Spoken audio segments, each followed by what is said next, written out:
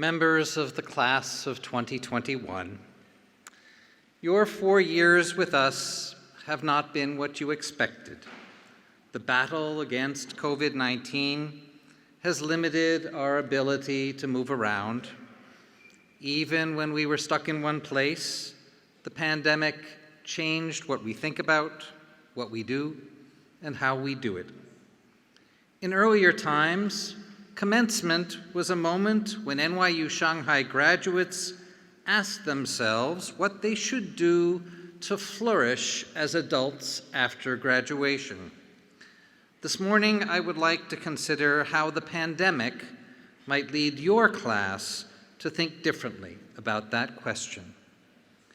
Flourishing has never been about meeting someone else's definition of success, and that is true for you as well. To flourish, you must fill your life with a collection of activities that you feel lucky to be doing. Your personal collection will probably include a combination of family relationships, other social relationships, and productive work for which you may or may not get paid. The balance among family, friends, and work may shift across the different phases of your life, but all three will probably be at least somewhat present at all times. Let me say a few words about the work element. There are many excellent reasons to do a particular job. Reasons like earning money or acquiring prestige, helping other people, using all your skills, using your favorite skill, having colleagues who are talented or whose values you admire or who treat you with respect. A good job may be all-consuming, or it may not be all-consuming and might allow you to spend significant time doing important things that are unrelated to your job. A full life involves adventure, in which you search, explore, solve problems, overcome challenges, invent, and create. No one job can give you all of those things. That will require a series of jobs across a career. For that reason, many people promise themselves that on every 5th birthday, when they turn 25, when they turn 30, etc., they will think seriously about whether the time has come to change jobs. They do not change jobs every 5 years, but they do consider it. They think carefully about whether the time has come to try something different.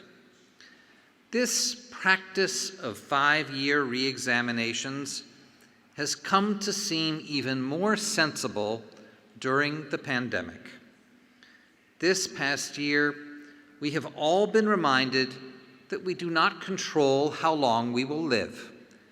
We will probably all live very long lives, but nothing is guaranteed. So if you know one kind of life experience is especially important to you, perhaps you should not keep postponing it for too long. In addition to this mix of family, friends, and work, flourishing has always called for both positive activity and careful self-protection. On the positive activity side, please sustain the habits that you developed here that nourish your creativity. Those habits include protecting time for yourself to feel bored, to do things that you're bad at, to do things that have no value for your resume.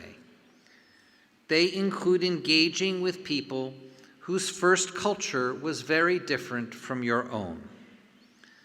They also include reading at least 6 books each year, regardless of whether they're fiction or nonfiction, biography or fantasy. These days, I am strongly recommending two different books about pandemics. One is an old book, The Plague, by the French existential novelist Albert Camus. The other is a brand new book called Variants by the American scientist William Haseltine. On the protective side, please be smart about how you interact with the online world. When you present yourself to others online, please remember that your tone matters more than your content. If you use a tone that is 10% less confident than you actually feel, you will protect your ability to change your mind without looking foolish. If you use an angry tone, you will never persuade anyone. Protection in an online age involves more than what we post. It also involves what we read. Algorithms today send us the information that is most likely to trigger our emotions, whether or not it is the complete truth. You will be happier if you assume that what you read online is at best incomplete. Do not pass it on to others unless you have triple-checked it for accuracy. Speaking of others, to flourish in the modern world, you must not allow social media statistics to determine how you spend your energies. Do not pay attention to numbers of followers or likes or the ratio of followers to likes. Those numbers include people who don't care about you as a person. To flourish today, you must focus on a core group of 2 to 5 to 10 people whom you respect and whom you are absolutely certain care about you as a person. During this pandemic, many of us have found that our core group includes people whom we can only see online, like some of your classmates today. To flourish, you must schedule online meetings with them, sessions that do not include agendas or action items. To prosper, you need to remain emotionally connected with your core group. Finally, recognize that to flourish, you must deal well with your own failures. Everybody fails, frequently. People who flourish know how to get back up, dust themselves off, ask forgiveness if their mistake hurt somebody else, and move ahead. During this pandemic, we have all been failing more seriously and more frequently than ever before. That is because the world keeps shifting beneath our feet, undermining our assumptions and wrecking our predictions. We cannot afford to be fragile. Resilience is indispensable. Members of the NYU Shanghai class of 2021, those who are here in the Oriental Arts Center and those who are with us remotely, as you embark on lives of worth and purpose, lives of service to a world that desperately needs you, let me conclude by sharing a few hopes that we, your teachers, hold for you. May you enjoy the special pleasures of craft, the private satisfaction of doing a task as well as it can be done. May you enjoy the special pleasures of profession, the added satisfaction of knowing that your efforts promote a larger public good. May you be blessed with good luck and also with the wisdom to appreciate when you have been lucky rather than skillful. May you always find ways to help others under circumstances where they cannot possibly know that you have done so.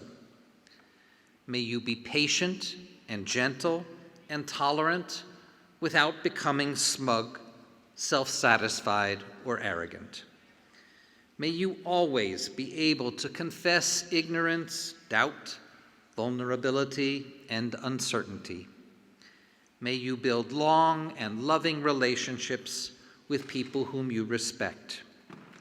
May you know enough bad weather that you never take sunshine for granted, and enough good weather like today that your faith in the coming of spring is never shaken. May you be once again able to travel frequently beyond the places that are comfortable and familiar, so that your appreciation for the miraculous diversity of life grows ever stronger. And may your steps lead you often back to Shanghai, back to Pudong, for you will always be members of the NYU Shanghai family, and even after we move to our new campus in Qiantan next summer, we will always be happy to welcome you home. Congratulations.